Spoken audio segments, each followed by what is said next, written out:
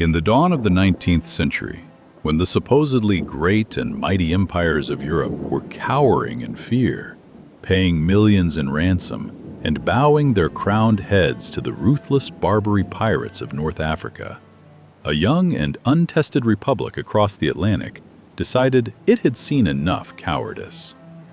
The kings of Britain, France, and Spain had surrendered their dignity, willingly trading their wealth and their own enslaved citizens just to beg for a temporary, humiliating peace from warlords who ruled the Mediterranean with an iron fist.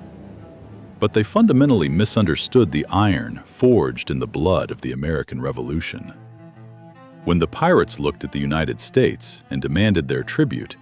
assuming this fledgling nation would fall to its knees like the rest of the world,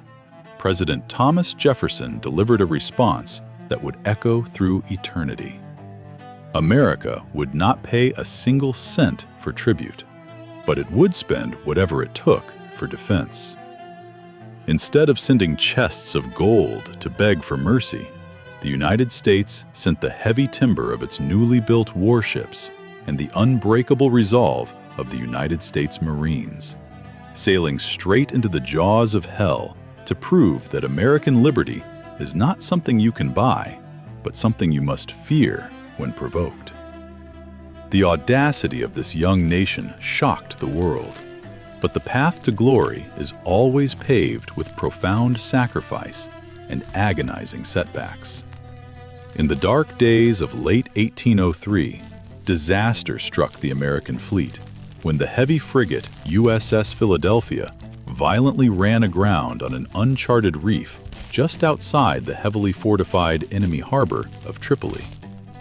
Over 300 American sailors were immediately captured and chained in the dungeons of a ruthless dictator who planned to refit the mighty American warship and use its devastating cannons against the very country that built it. The warlord of Tripoli believed he had broken the American spirit, assuming that facing such a catastrophic loss, the United States would finally surrender and pay the massive ransoms he demanded. But he did not realize that backing an American into a corner is the most dangerous mistake an enemy can make. In a daring, near-suicidal response that even the legendary British Admiral Lord Nelson would later call the most bold and daring act of the age, a 25-year-old American lieutenant named Stephen Decatur led a handful of fearless men under the cover of darkness right into the heart of the enemy stronghold.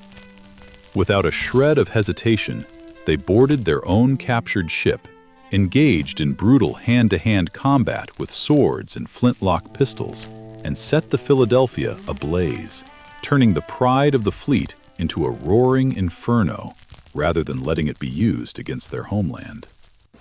But burning a captured ship was not enough to win a war and free the enslaved American boys suffering in the dungeons of Tripoli.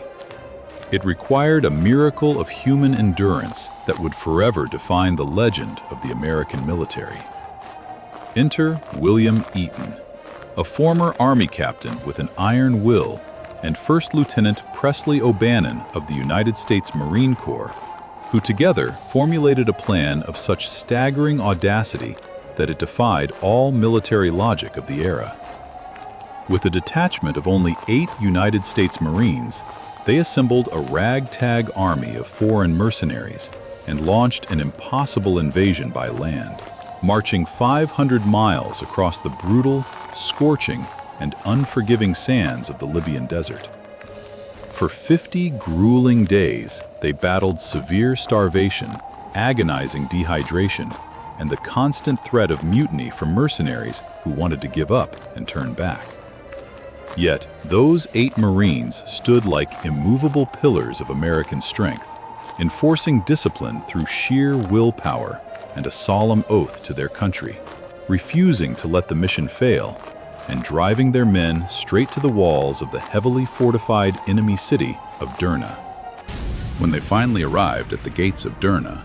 outnumbered, exhausted, and facing a heavily entrenched enemy force, the Americans did not pause to rest or negotiate.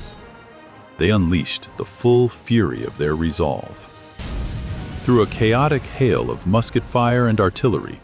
Lieutenant O'Bannon and his Marines led a devastating, head-on bayonet charge that completely shattered the enemy defenses,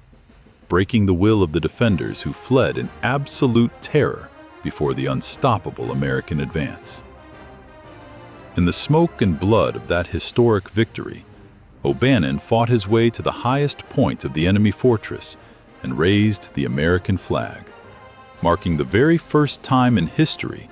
that the Stars and Stripes was planted in glorious victory on foreign soil. This monumental triumph forced the terrified warlord of Tripoli to surrender, freeing the American hostages and proving to the cowardly empires of Europe that the United States would never be bullied, extorted, or intimidated by tyrants. The monumental courage of those men is forever immortalized in the sacred opening lines of the Marines' hymn, "From the halls of Montezuma to the shores of Tripoli,"